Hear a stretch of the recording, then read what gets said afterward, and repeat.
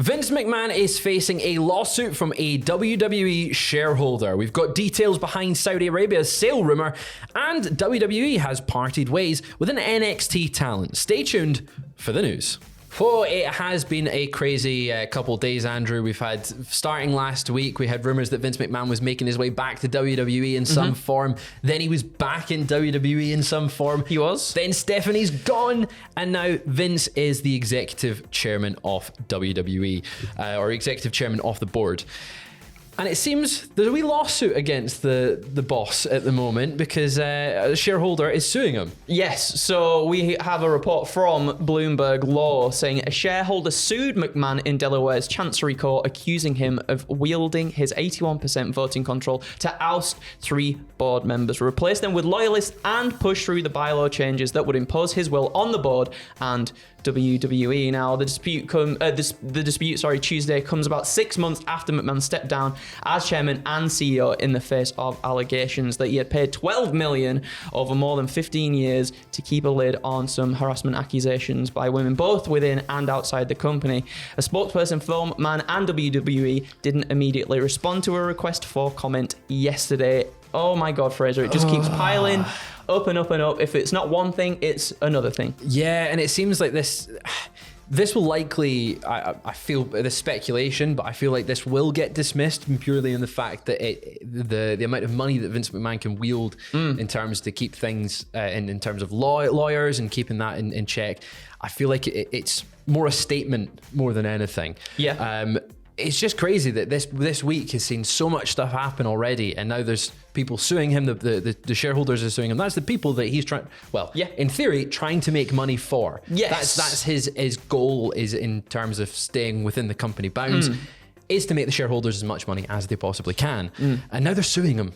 Yeah, I mean, there's a lot I can't pretend to know exactly like the ins and outs of business because I absolutely don't. Yeah. But like with everything that has happened, and it's happened so fast as well, and as it says in the report from Bloomberg Law and the shareholder suing McMahon, talking about like obviously replacing them with loyalists, that's going to be, I guess, a big thing for them too, because you know, if Vince McMahon has yes men, then like who is anybody else to sort of dispute what those 3 people say? Yeah, I mean, it's something that's going to be continuing to develop and will constantly be changing. So we will keep you updated on that. But staying with that sort of McMahon related in the shareholders, we've got a reason for why board members have resigned now. At the start of the year, just a week ago, we had 11 board members. Yeah. We're now down to 5 in WWE's board of directors. I know, right?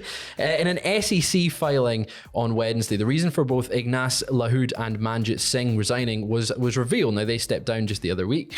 And while Messer, Lahoud and Singh agreed with the board's decision to explore the company's strategic alternatives, they did not agree with Mr. McMahon's return at the time.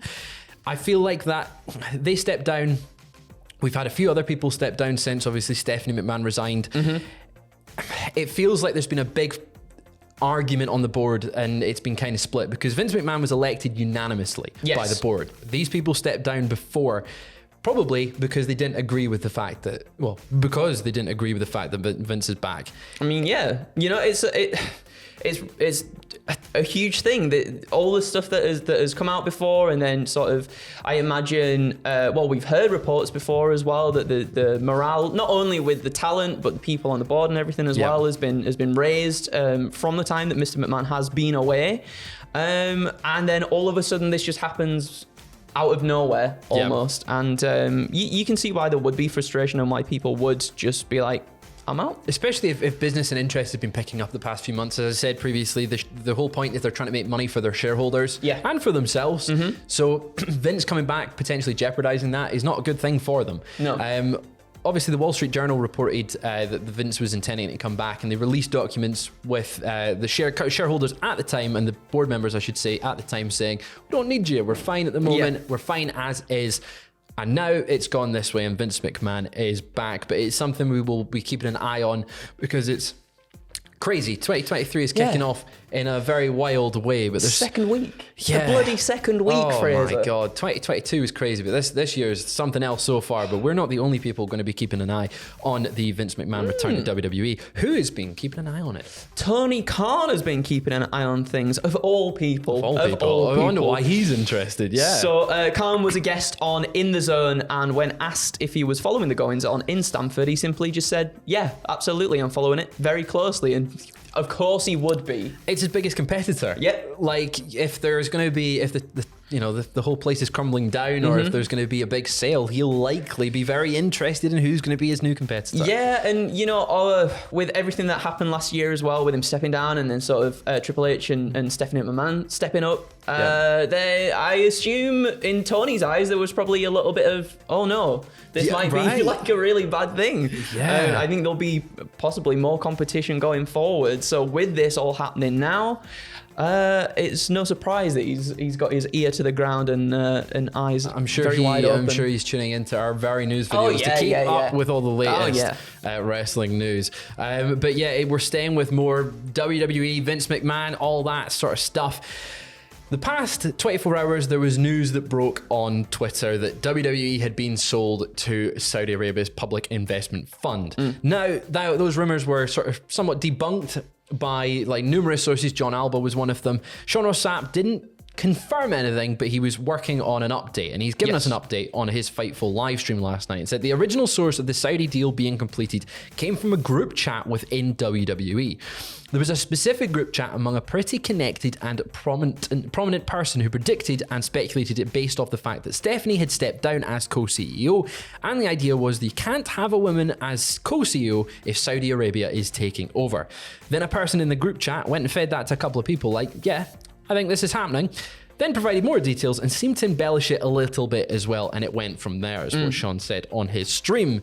Now, it seems like one of those things. Now, it's like, was it the start of the lockdown? People were like, yep, there's a lasagna being built in Wembley. Did you not see that one? No. Feels like someone's taken one sort of thing and embellished it massively, but there might not be smoke without fire in my mind. You blow my mind with this lasagna thing. Is anyone else aware of the lasagna in Wembley thing? They were building a Wembley-sized lasagna. Wow. So what I'm saying is WWE and Saudi Arabia is a Wembley-sized lasagna. It is indeed a Wembley-sized lasagna. It's, obviously things sort of blew up yesterday, and I guess nobody really, like none of us do, none of the top reporters and everything knew either. And from what we were hearing, a lot of people were very sort of set on, yes, this thing has gone through, but yeah, I mean, it remains to be seen. Yeah, again, that would have been a very quick deal to have been made, and I'm not sure if deals do get made that quick necessarily. Maybe they do. I'm not. I mean, there was a report that came out saying that Vince had been speaking to the Saudi Arabian Public Investment Fund for the past 6 months since he stepped down. So there was the chance that something could have been like a